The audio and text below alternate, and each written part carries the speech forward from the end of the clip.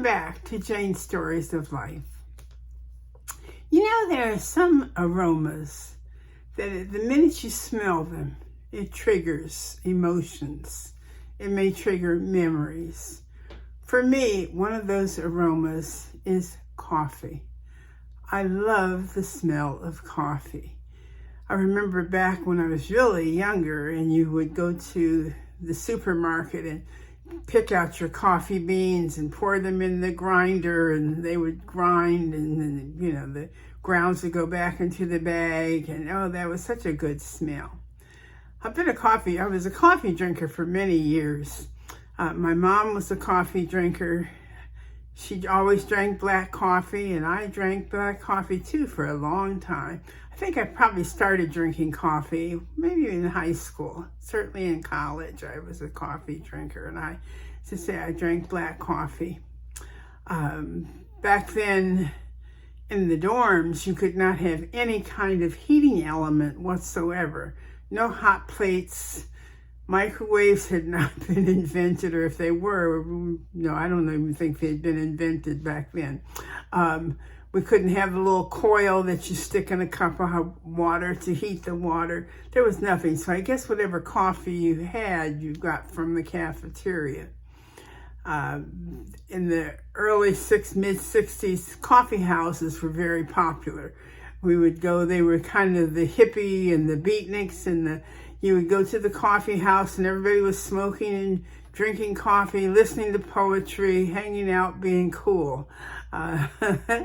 Coffee and cigarettes were pretty much the order of business all of the time, wherever you went. Back then, of course, smoking was permitted just about everywhere. I don't remember when I started putting cream and sugar and things in my coffee. After we married, I made coffee. Morgan was the coffee drinker. I made a pot of coffee every day in the morning and another pot of coffee at night. Of course, as a child, we had the percolator, the coffee pot. Coffee was made on the stove. Electric coffee makers came in, electric coffee pots came in a little bit later, and then eventually the Mr. Coffee and the coffee pods and whatever other evolution there was of coffee. I never was a tea drinker. I always associate tea with being sick, because I guess my mom used to give me tea when I was sick, so I've never enjoyed tea as some people do. When we moved to New York State and I worked as a personnel administrator for the state of New York for several years. They used to tease me because they said I wore the carpet out between my office and the coffee maker in the office. It was also during that time, however, that sometimes I was popping a tranquilizer in the morning shortly after I got to work, because mornings were crazy. We had 2 children under the age of 3, I think, or maybe 3.5. Morgan was getting his master's degree and working. He had an early schedule, so I had the children to drop, and at that point, they were at 2 different daycare centers, so I had to drop them and still get to work by 8:30, and it was crazy. And the job was stressful as well. So there were days I was doing coffee and tranquilizers, which made absolutely no sense. I had some allergy problems at one point and had to give up a lot of things suddenly, cold turkey. Coffee was one of them. I never realized how much of a stimulus caffeine was until that point. I was in the grocery store, I was paying, and my hand was shaking so much that I realized that I had not had caffeine for probably a good week or so. And my body was reacting to the lack of caffeine, no doubt. When I did start drinking coffee after that testing, I started drinking coffee again. I didn't drink nearly as much.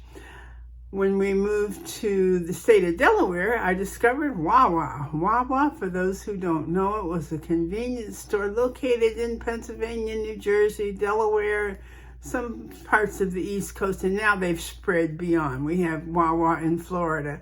Wawa had flavored coffees, and I loved the Irish cream coffee with an Irish creamer.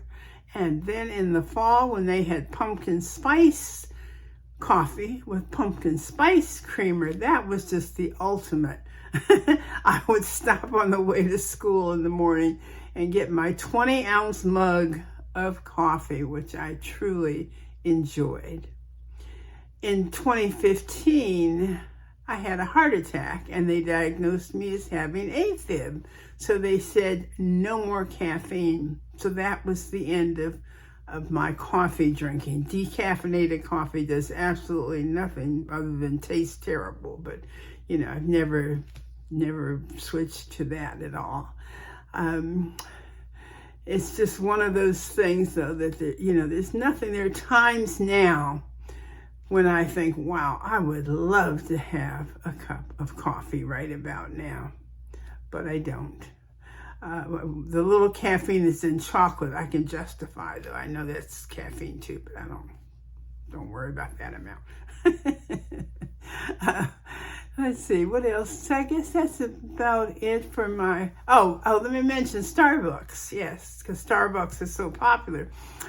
Before we left Delaware, there were 2 supermarkets that had like a Starbucks kiosk in the supermarket.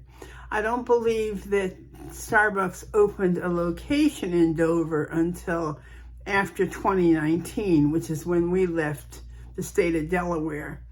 I probably would not have been a Starbucks person, however, because to me, the amount of money that they charge for a cup of coffee was just a little excessive. So I'm sure I probably would have continued with my Wawa and enjoyed that for a much lower price. But as I say, the aroma of coffee just triggers so many good memories for me. And I'd love to have a pumpkin spice coffee with some pumpkin spice creamer and a pumpkin spice muffin. It would just take me right back. But not possible anymore. All right, cherish your memories and pass them on. Have a good weekend.